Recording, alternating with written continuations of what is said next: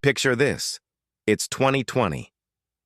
I'm 24, walking into a glass-walled office, wearing a perfectly pressed shirt, carrying a leather notebook, smiling the exact smile I practiced in the elevator mirror. Everyone calls me reliable, professional, the guy who always has it together. I was killing it on the outside, promotions, bonuses, and people asking my opinion in meetings. But every night, the second I got home and shut the door, I'd collapse on the couch, completely empty, like I'd spent the whole day being someone else. It took me years to realize I wasn't just tired from work. I was exhausted from wearing a mask I didn't even know was there. Carl Jung called that mask the persona, and once I understood it, everything changed. Today, I'm going to tell you my story of how I discovered my persona, what it was hiding, and the exact process I used to finally see behind it, so you can do the same, faster than I did. What the persona really is, through story. Jung said the persona is the face we show the world, like the masks actors wore in ancient Greek theater to let the audience know instantly who they were playing, the king, the hero, the fool. For most of us, our persona starts forming early. Let me take you back to when mine did. I was the quiet, good kid in a loud, chaotic family. If I got good grades, helped without being asked, and never talked back, peace reigned. Mom smiled, Dad relaxed. If I got angry, cried too loudly, or demanded attention, storm clouds. So without anyone saying it out loud, I learned, be easy, be helpful, be perfect, and you'll be loved. That became my mask. Fast forward 15 years, that same good, calm, high-achieving guy got me jobs, friends, girlfriends, but it also quietly erased huge parts of me.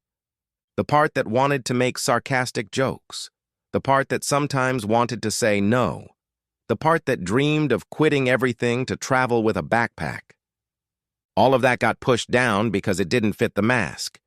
Jung warned that if you identify too much with your persona, you start to believe that's all you are. And the real you, it gets buried alive. The moment it cracked, my breaking point. The mask held until one night in 2021, I'd just gotten promoted, the biggest win of my career. Everyone was congratulating me. I went out with colleagues, gave the perfect humble thank you speech, and posted the tasteful social media update. Then I got home, sat on my kitchen floor, and started crying not from joy, but from this overwhelming feeling of nothingness. I remember thinking, if this is success, why do I feel like a stranger in my own life? That was the crack. The persona had done its job perfectly. It got me safety, approval, and achievement. But it couldn't feel joy, grief, passion, or rest. Only a human can do that. I realized I didn't know who I was when the applause stopped. Why seeing your persona changes everything. Jung said the first step toward becoming whole, what he called individuation, is separating yourself from your persona, not destroying it. You still need it, like clothes for different weather.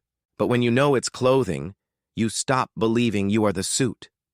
You get to choose when to wear it, when to change it, and when to take it off completely. For me, that meant slowly letting people see the messy, opinionated, sometimes lazy, deeply feeling person underneath.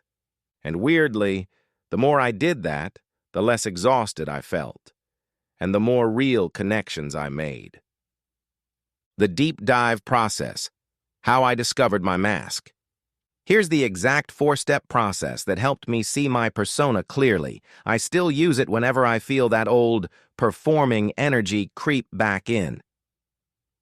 Step 1, the role audit. I sat down with a notebook and listed every role I was playing: employee, son, friend, ambitious young professional, the wise advice guy. Then I wrote how I acted in each role, the tone of voice, the topics I brought up, even the clothes. It was eerie seeing all these different versions of me on paper, like characters in a play I was directing without realizing it. Step 2. The no one's watching test. For each role, I asked, if absolutely no one would ever know or judge, how would I actually show up? I wrote the honest answers. With friends, I'd talk about my fears rather than give advice. At work, I'd admit when I didn't know something. In family chats, I'd say I was tired instead of I'm great. The gaps between the two columns? That was the thickness of my mask. Some gaps were small and harmless. Others felt like canyons. Step 3. Tracing it back. I picked the biggest gaps and asked, where did this version start? Memories flooded in. Specific moments as a kid when being too much got shut down or being just right got praise. Seeing those origins turned shame into understanding. I wasn't weak for wearing the mask. I was a smart kid doing what worked to feel safe. Step 4.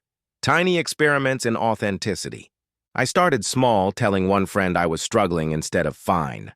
Wearing the hoodie, I actually liked attending a casual meeting, saying I don't want to instead of always accommodating. Each time my body tensed, the persona screaming danger. But nothing bad happened. Actually, the opposite. People leaned in. They shared their real stuff back. Those tiny experiments rebuilt trust in the real me. Looking back, taking off the mask wasn't about becoming someone new. It was about finally meeting the person who'd been waiting underneath all along. And I promise, that person is worth meeting. So here's my question for you. Which role in your life right now feels the most performed? Work? Parenting? Social media? Drop it in the comments. You'll help someone else feel less alone. Thank you for letting me share this piece of my story. If it resonated, hit like, subscribe for more Real Talk Psychology, and I'll see you in the next one. Until then, maybe tonight, just for a few minutes, let the mask rest. You're safe here.